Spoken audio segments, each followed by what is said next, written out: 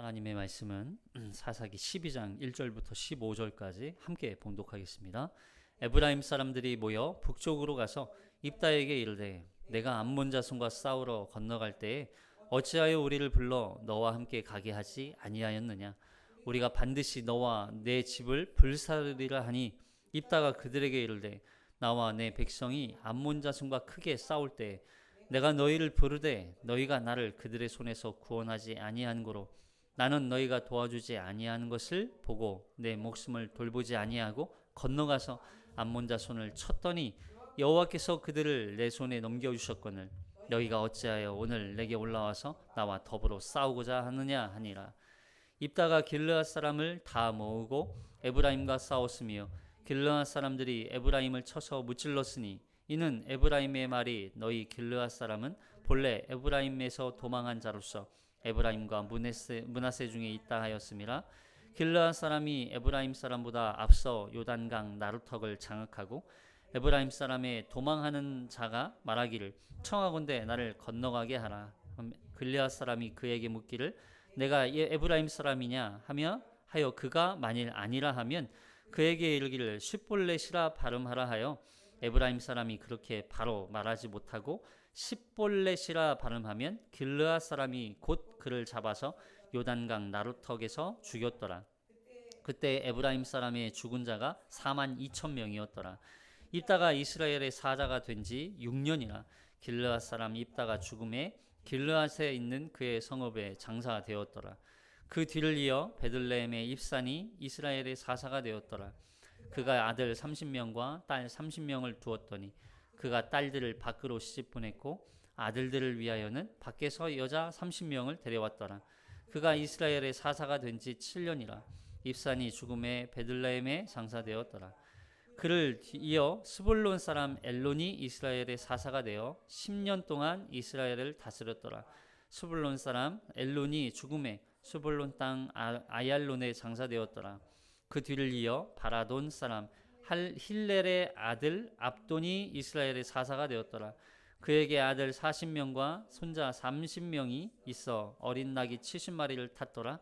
압돈이 이스라엘의 사사가 된 지 8년이라 비라돈 사람 힐렐의 아들 압돈이 죽음에 에브라임 땅 아말렉 사람의 산지 비라돈에 장사되었더라. 아멘. 이 말씀에 은혜 있으시기 바랍니다. 우리는 지난 시간에 입다의 이 사사로서의 탁월함 그리고 참된 사사이신 여호와 하나님 그 하나님께서 입다의 이 서원 속에 하나님을 향한 입다의 이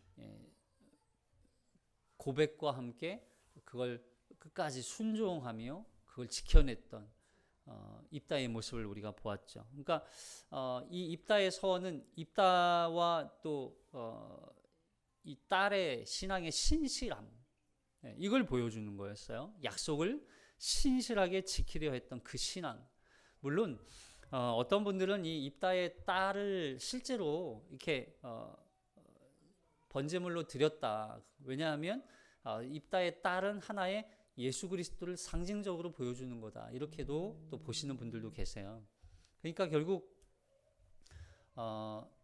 이 입다의 딸이 죄 없이 무고하게 죽었다 하는 거죠. 그래서 그 입다의 딸을 통해서 하나님과 입다의 신앙이 다시 회복되고 이스라엘의 신앙이 회복되는 것을 상징적으로 보여준다. 그래서 그 딸은 곧 예수 그리스도를 상징적으로 보여준다. 이렇게 표현하기도 하세요. 자, 어쨌든 반면 약속을 어기고 오히려 하나님을 버린 하나님의 말씀에 불순종한 오히려 하나님을 떠난 이 길르앗 그 암몬과 그리고 오늘 이제 등장한 이 에브라임 사람들 이 사람들에 대한 이 대조적인 표현을 통해서 우리가 요거 한 가지를 또 발견하게 되는 거예요. 자, 입다의 이야기 이후에 입다와 관련된 이 또 사건들이 또 등장하거든요. 특히 에브라임 사람들과의 이 갈등, 에브라임 사람들이 자신들이 이 암몬과의 전쟁에서 왜 우리를 부르지 않았느냐 이 갈등이 또 생기는 거죠. 그리고 입다가 죽어요. 그 다음에 그 뒤를 이어서 사사들이 또 세워지죠. 입산, 엘론, 압돈이라고 하는 사사들이 세워요. 이들이 7년, 10년, 8년 동안 또 이스라엘을 다스렸더라. 이렇게 나오는 거죠. 자, 먼저 1절을 보시면 시작. 에브라임 사람들이 모여 북쪽으로 가서 입다에게 이르되 내가 암몬 자손과 싸우러 건너갈 때 어찌하여 우리를 불러 너와 함께 가게 하지 아니하였느냐. 우리가 반드시 너와 내 집을 불사르리라 하니. 자, 에브라임 사람들이 입다에게 와서 이렇게 얘기하는 거예요. 내가 암몬 사람들과 싸우러 갈 때 왜 우리를 부르지 않았느냐 하는 거예요. 그러면서 얼마나 화가 났는지 너와 너의 집을 다 불사르겠다. 불태워버리겠다. 아니 전쟁에 안 불렀다고 아니 이렇게까지 할 필요가 있어요? 아니 뭐 전쟁에 같이 나가지 않은 어차피 이겼잖아요. 그리고 전쟁에서 이겼으면 그 이긴 승리에 대한 축하는 해주지 못할 망정 축하도 못하고 오히려 전쟁에 자기 자신들을 부르지 않았다는 이유로 너와 내 집을 불살겠다라고 그냥 지금 이제는 뭐예요? 그냥 협박을 하고 있어요. 협박을. 근데 이 장면 어디서 많이 보던 장면이잖아요. 에브라임 사람들 언제요? 누구한테도 또 그랬었어요? 기드온한테도 또 똑같이 그랬었어요. 자, 여기 8장 1절 기억나세요? 시작. 에브라임 사람들이 기드온에게 이르되 내가 미디안과 싸우러 갈 때 우리를 부르지 아니하였으니 우리를 이같이 대접하면 어찌 됨이냐 하고 그가 크게. 에브라임 지파 사람들이 기드온을 향해서 막 불만을 표출해내는데 아니 왜 우리를 일찍 부르지 않았느냐. 그러니까 지금 이 기드온은 나중에 이 전쟁에서 거의 이제 남은 잔병들 처리할 때 에브라임 사람들이 와서 이걸 처리하고 그리고서 그러니까 왜 그러냐면 에브라임 사람들은 지금 왜 이러고 있는 거예요. 전쟁에 승리를 하면 뭘 얻어요? 전리품을 얻어요. 승리의 영광을 얻게 된단 말이에요. 그걸 자신들은 늦게 가서 조금밖에 전쟁에 기여를 못했기 때문에 더 많은 전리품을 못 얻었다는 얘기예요. 쉽게 말해서. 그 지금 이 이야기를 좀 여기 와서 또 누구한테 또 하고 있는 거예요? 입다한테 또 하고 있는 거예요. 그래서 에브라임 지파 사람들이 이 전쟁에서 더 좋은, 더 많은 전리품을 얻기를 바라고 있었다는 거예요. 근데 왜 우리를 부르지 않았느냐라고 이야기하는 거죠. 이 에브라임 지파는 누구하고 형제라고 그랬어요? 므낫세하고 형제라고 그랬잖아요. 요셉의 두 아들이고 12지파 중에 유일하게 요셉의 두 아들이 이 지파 안에 들어가 있는데 그리고 므낫세가 장자였어요. 근데 에브라임이 원래는 차자였는데 에브라임이 장자의 축복을 받죠. 그 결국에는 므낫세가 장자였음에도 불구하고 에브라임이 장자의 축복을 받아서 므낫세는 2인자의 어떤 서름을 갖고 있고 에브라임은 차자였음에도 불구하고 장자의 축복을 받았다는 그 교만이 계속 쌓여 있는 거예요. 그래서 이들은 항상 누구보다 더 많은 걸 얻기를 원하는 그런 욕심, 그 불편, 불만족. 결국 이게 어떻게 나타납니까? 하나님을 향한 불평으로 나타나는 거예요. 근데 기드온 입다는 므낫세 지파고 이 여호수아가 그때 에브라임 지파였잖아요. 그래서 여호수아에서 보면 여호수아가 그걸 알았어요. 이 자기네 지파가 어떤 기질을 갖고 있는 사람인지 아마 알았던 것 같아요. 그래서 여호수아서에 보면 그 땅을 에브라임 지파가 차지하니까 기업으로 나눠줬는데 그 땅이 기업이 좀 좁다고 여겨졌나 보죠. 그러니까 뭐라고 해요? 우리는 이렇게 작은 땅을 주면 어떻게 하냐고 여호수아에게 막 항의하잖아요. 그러니까 여호수아가 이들을 향해서 뭐라고 얘기했어요? 개척해라 너희가. 개척해서 너희가 찾아라. 너희가 너희 땅을 넓혀라. 너희 땅의 지경을 넓혀가라 너희가. 그러잖아요. 그랬더니 뭐라고 그래요? 아무 소리 안 해요. 했단 얘기예요? 안 했단 얘기예요? 안 했단 얘기예요. 이들은. 계속 공짜로 얻는 걸 그들은 계속 원했던 거죠. 그러니까 에브라임 지파 사람들은 자신들은 수고하지 않고 더 많은 기업을 얻으려고 하는 그 교만, 마음, 악한 악독 그 마음이 여기 사사기에 와서도 똑같이 이어지고 있는 거예요. 그러니까 에브라임 지파가 전쟁하지 않고 더 많은 전리품, 더 높은 영광, 더 많은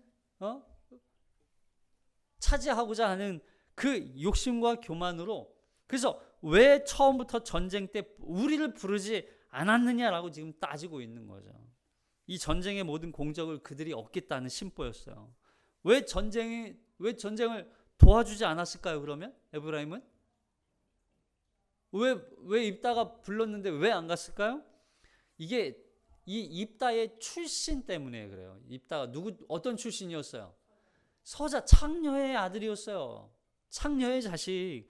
그러니까 우리는 그들과 달라. 나는 왜냐하면 그 당시 이 창녀의 이 신분이 굉장히 또 차별이 있었잖아요.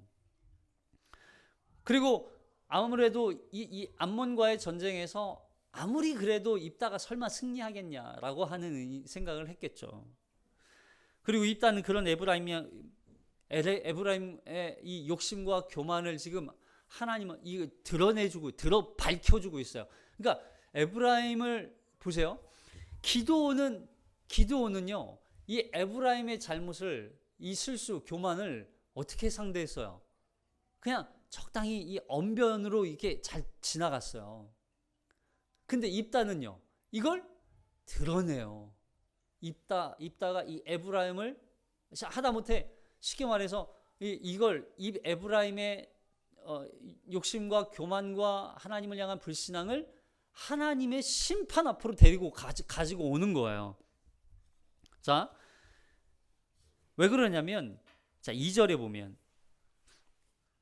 2절을 시작. 입다가 그들에게 이르되 나와 내 백성이 암몬 자손과 크게 싸울 때 내가 너희를 부르되 너희가 나를 그들의 손에서 구원하지 아니한 고로 나는 너희가 도와주지 아니하는 것을 보고 내 목숨을 돌보지 아니하고 건너가서 암몬 자손을 쳤더니 여호와께서 그들을 내 손에 넘겨주셨거늘 너희가 어찌하여 오늘 내게 올라와서 나와 더불어 싸우고자 하느냐 하더라. 그러니까 지금 뭐예요? 입다가 도와달라고 얘기를 했어요, 안 했어요? 했어요. 에브라임은 근데 도와달라는 얘기를 들었을까요, 안 들었을까요? 들었는데 안 왔다는 얘기예요. 들었는데 안 왔다는 얘기예요. 여러분, 이게 무슨 얘기냐면, 기드온은 이 에브라임을 향해서 이렇게 얘기했어요. 에브라임의 끝물 포도가 아비에셀의 만물 포도보다 더 낫다. 그러니까 이건 내가 한 일 별거 아니야. 내가 한 일은 너희가 한 일에 비하면 정말 비교도 안 되는 일이야. 그러니까 쉽게 말해서 아이고 동생, 왜냐면 동생이잖아요. 에브라임이 므낫세보다 동생. 아이고 나보다 동생이 더 잘났어. 동생이 더 멋져. 동생이 한 거에 비하면 나는 아무것도 아니야 라고 얘기하는 거하고 똑같았어요. 근데 입다는 그럴 필요가 없어요. 왜냐면 입다는 입다가 어떤 지파 사람이냐 아직 정확하게 나오진 않는데, 어떤 학자는 갓지파다, 어떤 학자는 므낫세 지파다 이렇게 얘기하는데, 그러니까 관련이 어느 정도는 있지만 그렇다고 해서 자기의 형제를 봐줄 상황은 아닌 거예요. 그러니까 이걸 분명하게 설명하고 있어요. 내가 너희에게 도와달라고 요청을 했지만 너희가 안 왔다. 누구 책임이라는 거야? 너희의 책임이라는 거야. 나는 목숨을 내걸고 목숨을 내놓고 생명조차 아끼지 않고 이스라엘을 구원하기 위해서 나는 암몬과 싸웠다. 근데 너희는 뭘 내놓고 뭘 걸고 싸우러 왔느냐? 너희는 싸우지 않았느냐? 이 이야기를 하는 거죠. 여러분, 입다는 에브라임 지파에게 도움을 요청했지만 안 왔다는 거예요. 안 왔다는 거. 오히려 자신이 오직 하나님의 도우심으로 승리했다는 걸 강조해 주고 있어요. 여러분, 이 목숨을 걸고 싸웠다는 입다는, 보세요. 여기 이렇게 표현하죠. 내가 너희를 부르되 너희가 나를 그들의 손에서 구원하지 않았다. 여러분, 사사는 뭐 하는 사람이에요? 사사의 역할 중에 하나가 재판도 있지만 구원하는 사람이어야 돼요. 하나님이 세우신 사사. 재판, 판결, 옳고 그름을 분별해서 온전한 길로, 바른 길로 안내하고 죄가 있는 죄악에 대해서는 심판하고 의를 드러내고 또 압제와 억압 가운데 빠져 있는 하나님의 자녀, 하나님의 백성들을 건져내는 일을 할 존재가 바로 사사였단 말이에요. 근데 이 에브라임 지파에서의 사사로서의 역할을 요청했지만 그들 스스로 그걸 거부했단 얘기예요. 이게 뭐예요? 하나님을 향한 불순종이었단 얘기죠. 그러니까 결국 입다는 이 에브라임을 하나님에 대한 불순종과 불신앙, 욕심, 교만 이거에 대해서 하나님 앞에 심판대 앞으로 끌고 오는 거예요. 그러면서 자신의 목숨을 내걸고, 여러분 입다가 이 전쟁을 어쩔 수 없이 싸운 게 아니에요. 입다는요 자신에게 맡겨준 그 사사로서의 역할을 아주 충성스럽게 감당하고 있는 거예요. 목숨을 내놓고 자신의 목숨을 돌보지 않을 만큼 하나님의 구원을 위해, 이 하나님의 나라와 백성을 위해서 하나님의 구원을 일으키기 위해 자신의 목숨을 돌보지 않을 만큼 치열하게 전쟁에 임했다는 거예요. 참 이거 보면서 이 찬양 중에 이런 찬양이 있어요. 디사이플스라고 하는 팀에서 선교사라고 하는 정진호 이 전도사님, 지금 목회자가 되셨는지 모르겠는데 이분이 쓴 선교사라는 찬양이 있거든요. 이 가사가 이렇게 돼요. 아픔 많은 세상에 주의 복음 들고 부르심 따라갑니다. 슬픔과 고통이 가득한 이 땅에 눈물을 닦아주려. 어쩌면 내 삶을 전혀 돌볼 수 없을지 모르지만 나를 보내시고 무너진 그 땅에 내 생명을 묻으소서. 주님의 나라가 세워지는 것이 나의 평생 소원. 주님의 교회가 이곳에 세워짐이 마지막 호흡이 끝이 날 때까지 나는 나아가리. 그날에 그토록 보고픈 주 얼굴 보리. 이게 우리의 삶이에요, 사실은. 이게 하나님이 우리를 부르시고 하나님이 우리를 세우신 이유는 이 아픔 많은 세상 가운데 복음을 전하게 하기 위해서. 우리는 이 땅에서 그냥 편안하게 살다가 구원, 하나님의 나라로 와라 이러기 위해서 우리를 부르신 게 아니에요. 여전히 이 땅 가운데는 슬픔과 고통이 가득하고 저주로 심판 아래 놓여 있는 자들을 건지기 위해서 우리를 하나님께서 보낸 자들이란 말이죠. 그때 우리는 나의 삶을 돌보지 못할 수도 있어요. 근데 우리는 자꾸 이래요. 신앙도 신앙이고 신앙도 편안하게 하고 싶고 내 삶도 편안하게 하고 싶다는 얘기예요. 아니라는 거예요. 입다처럼 우리가 이 전쟁, 우리는 매일매일 전쟁을 싸워요. 전쟁에 임해요. 그럼 이 전쟁에서 자신의 삶을 돌보는 사람이 어디 있어요? 남은 가족들 생각하고, 남은 재산 생각하고, 남은 자식 생각하고, 물론 내팽개쳐 놓고 아무 관심 없이 그냥 주의 일만 해라 이런 게 아니죠. 그렇다고 해서 두 가지를 다 할 수는 없는 거예요. 우리가 목적한 삶의 방향은 우리의 생명조차, 우리의 목숨조차 아끼지 아니하고 하나님의 나라와 복음을 위해 사는 거, 그게 우리의 삶의 방향이란 말이죠. 자, 그리고 에브라임이 비난을 받아들이지 않으니까 결국 에브라임과 어떻게 합니까? 전쟁을 해요. 자, 4절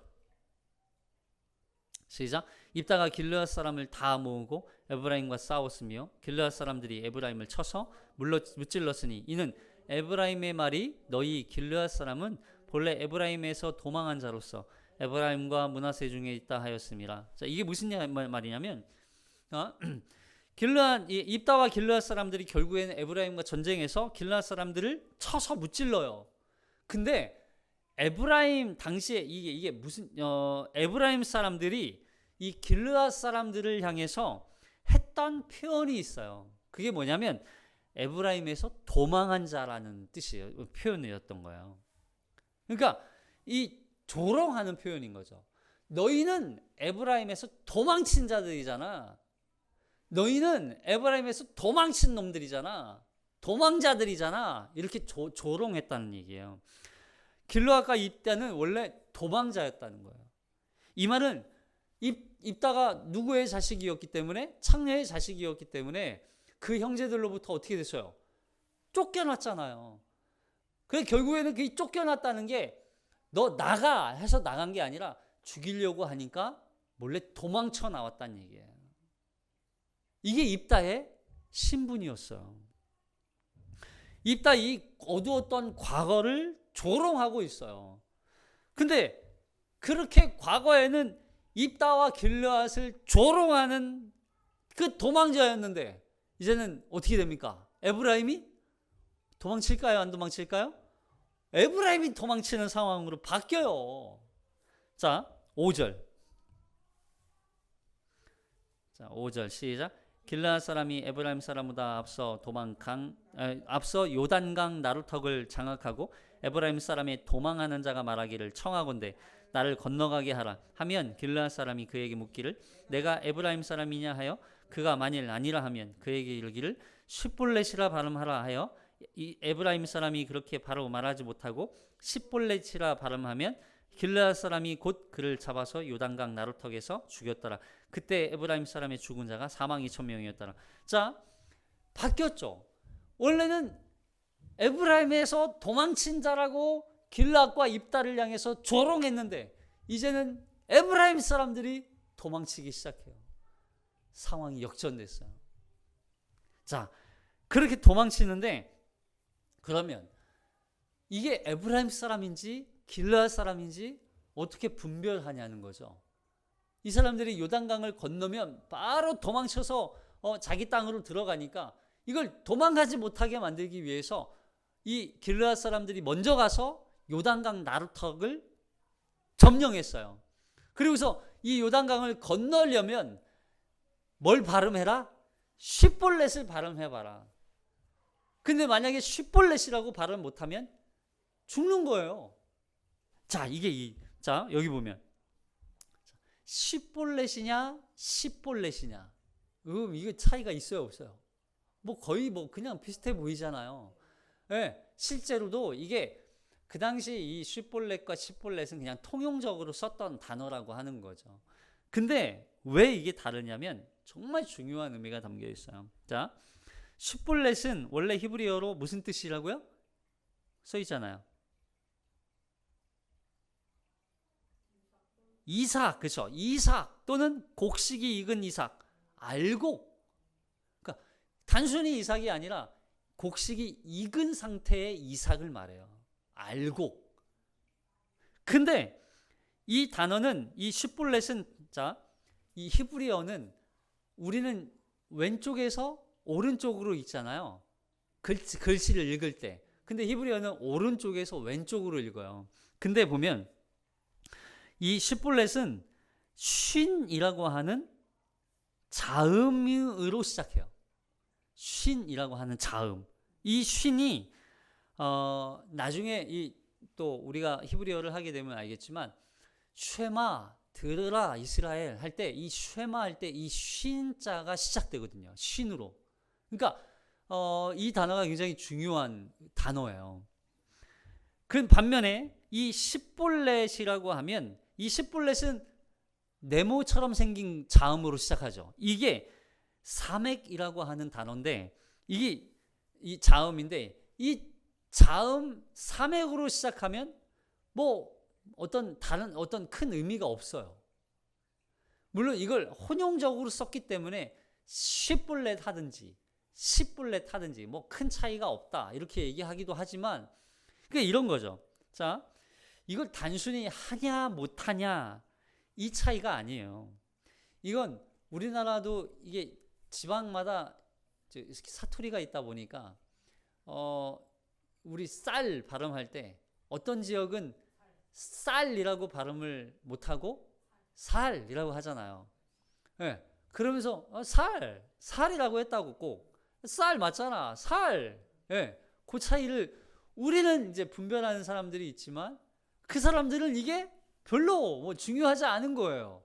그렇게 쓰는 거하고 비슷한 거죠.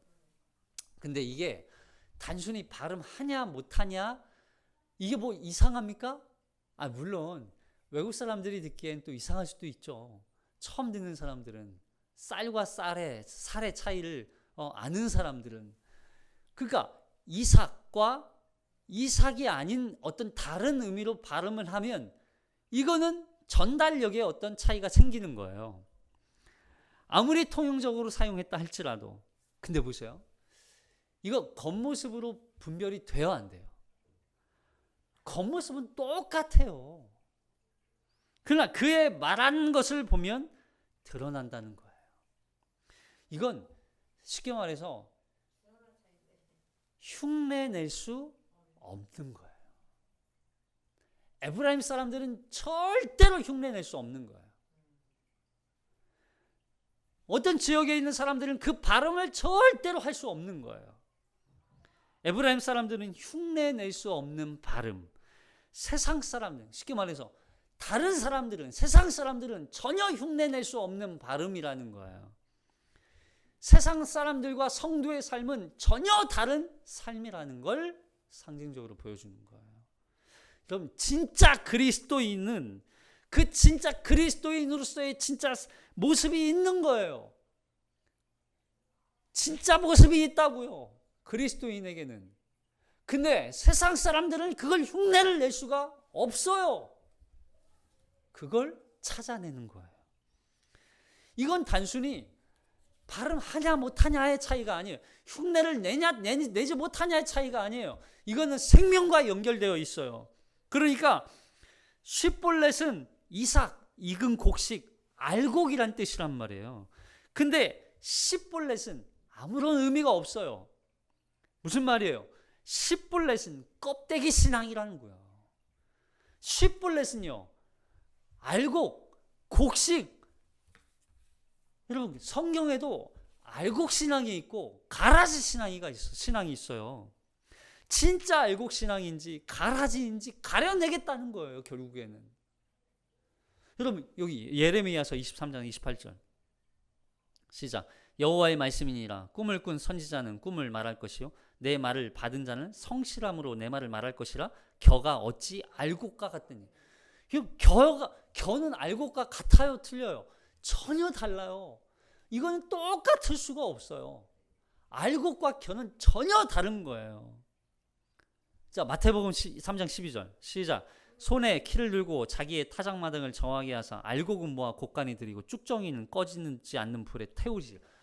우리 주님도 알곡은 곡간에 들이고 쭉정이는요 태워 영원한 형벌, 심판에 임하겠다는 거예요. 결국 여러분 알곡과 쭉정이는, 가라지는 나뉘어져요, 안 나뉘어져요? 나뉘어져요. 가려지게 되어 있어요. 이거 너무나 두려운 말씀 아니에요? 근데 더 난처한 건 알곡과 가라지는 항상 같이 자라요. 여러분 이거 누가 알곡인지 누가 가라지인지 알 수 있습니까, 없습니까? 이거 농사를 져도 저 시골에 제 부모님 농사 지시는데 알곡과 가라지는요 처음에는 몰라요. 벼를 심어요. 벼가 자라요. 똑같이 가라지도 똑같이 자라요. 잡초도 똑같이 자라요. 근데 이게 언제 분별될 수 있어요? 여러분 알곡과 가라지가 분별되는 때가 있어요. 다 익을 때, 추수할 때. 알곡은 보면 정말 알곡답게 생겼어요. 가라지는요 달라요. 마지막에 달라요. 혼자 삐뚤하게 생기든지 올라와 있든지 풀 자체가 달라요. 결국 처음에는 구별이 안 되지만 나중에는 다 분별이 되는 거예요. 요단 강가에서 분별해요. 마지막 하나님 앞에서는 다 분별이 된다는 얘기예요. 분명하게 드러나요. 누가 알곡인지, 누가 가라진지. 여러분, 이게 두려운 심판 아닙니까? 여러분, 이 말씀을 들으면서 누가 알곡인지, 누가 십볼렉인지, 누구는 십볼렉인지 두려운 심판의 메시지로 들리지 않으세요? 어떤 사람이에요? 여러분, 우리는 어떤 사람이에요? 아무 의미 없이 종교생활하고 있는 가라지 신앙인,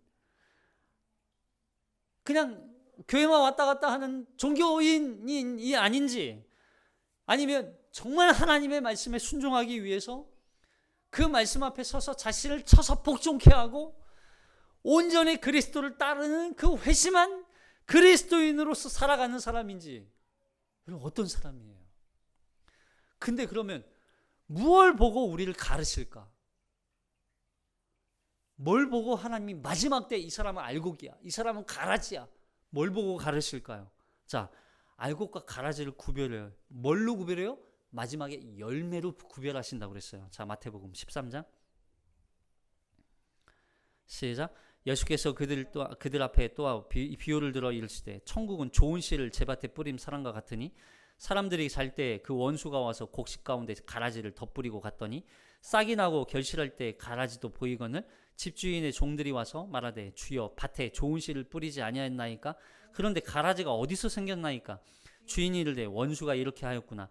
종들이 말하되 그러면 우리가 가서 이것을 뽑기를 원하시나이까? 주인이 이르되 가만두라. 가라지를 뽑다가 곡식까지 뽑을까 염려하노라. 둘 다 추수 때까지 함께 자라게 두라. 추수 때에 내가 추수꾼들에게 말하기를 가라지는 먼저 거두어 불사르기에 단으로 묶고 곡식은 모아 내 곡간에 넣으라. 언제 알아요? 추수 때 알아요. 추수 때. 열매를 맺느냐 안 맺느냐에 따라 달라지는 거예요. 그때에는 추수꾼들을 보내서 하나님이 가라지는 다시 뽑아서 그 가라지는 불에 던져 불사르게 하고, 알곡은 모아 곡간에 두고. 열매로 안다 그랬어요. 열매로.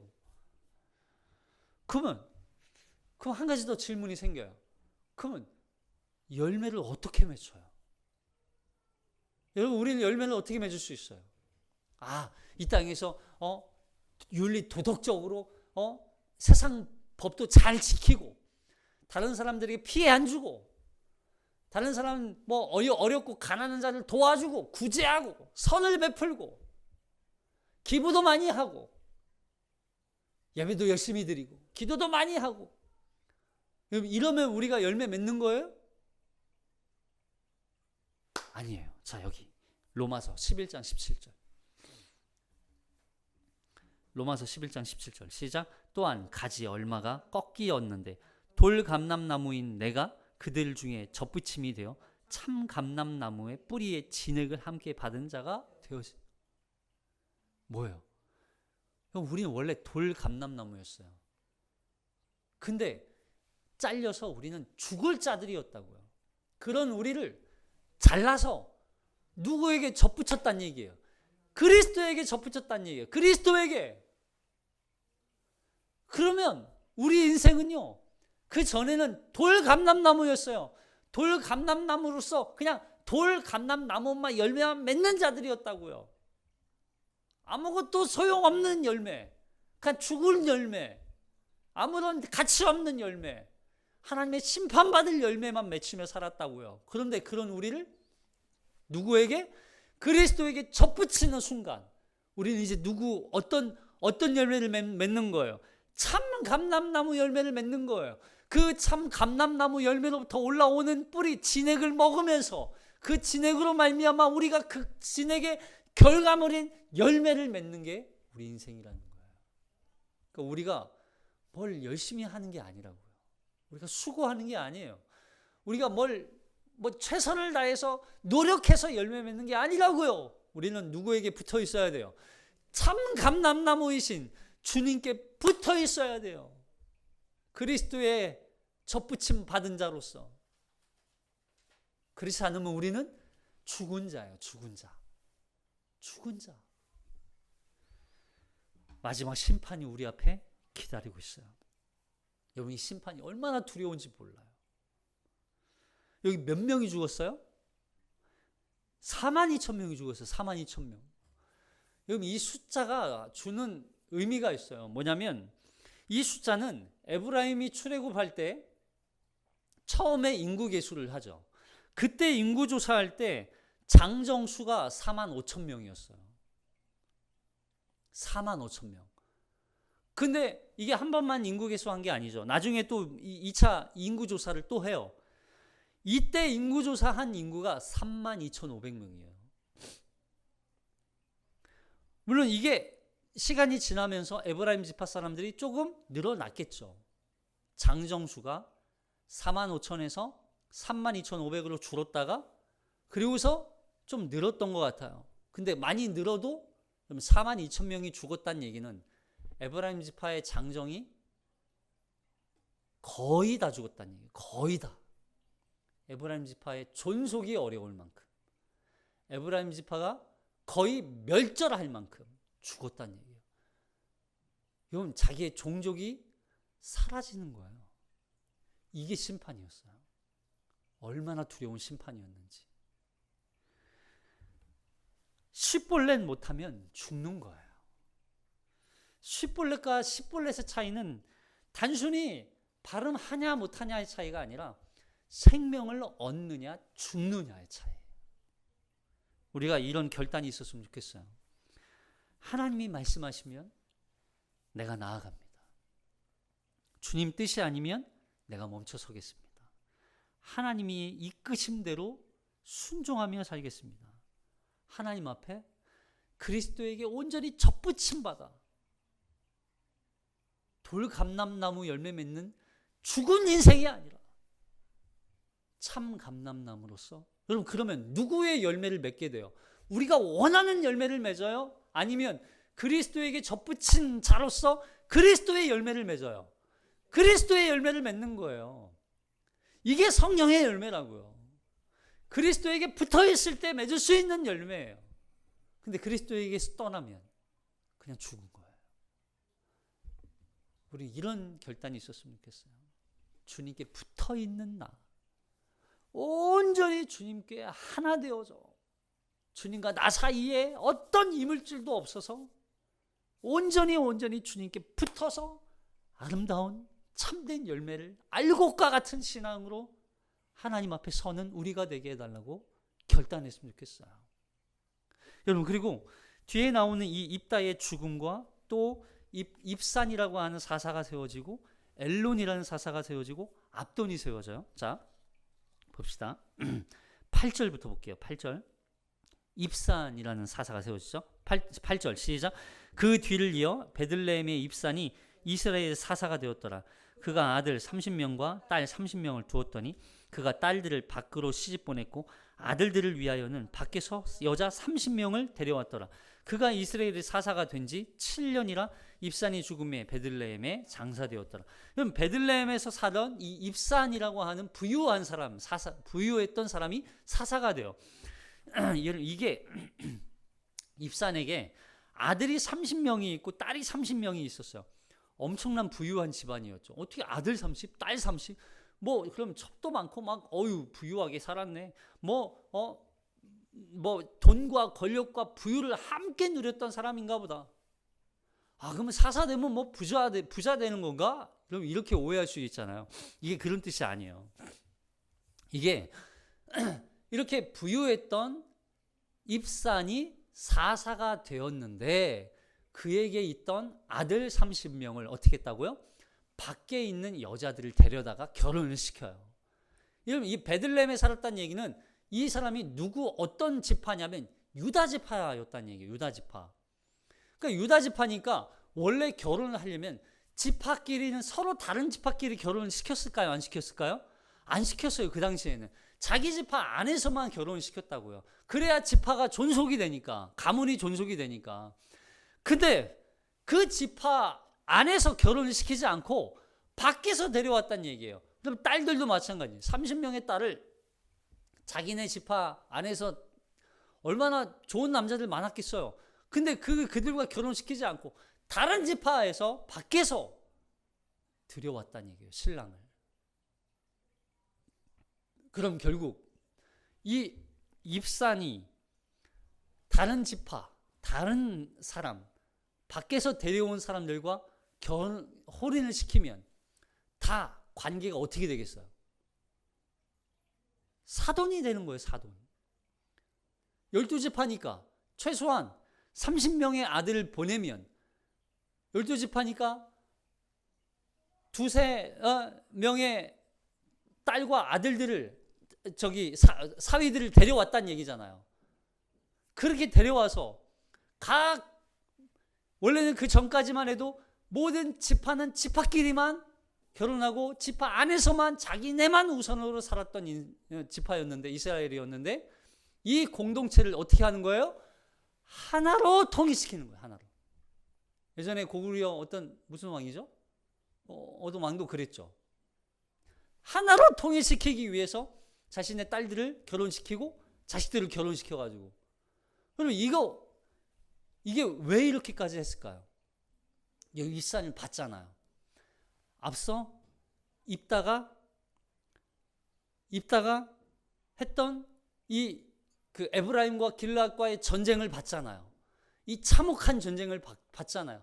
동족 상잔, 자기 종족끼리 죽이고, 앞에서도 또 아비멜렉이 이 기드온의 자식 아비멜렉이 일으켰던 그 죄악들을 봤잖아요. 그 참상을 봤잖아요.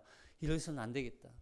우리가 이래서는 하나님 앞에 하나 되는 공동체로 세워져야 되겠다. 그래서 입산이 자신의 딸과 아들들을 이스라엘의 모든 공동체를, 각 지파 12지파로 나눠져 있던 공동체를 하나의 공동체로 세우기 위해서 자신의 딸들을 넘기고 아들과 결혼을 시키고.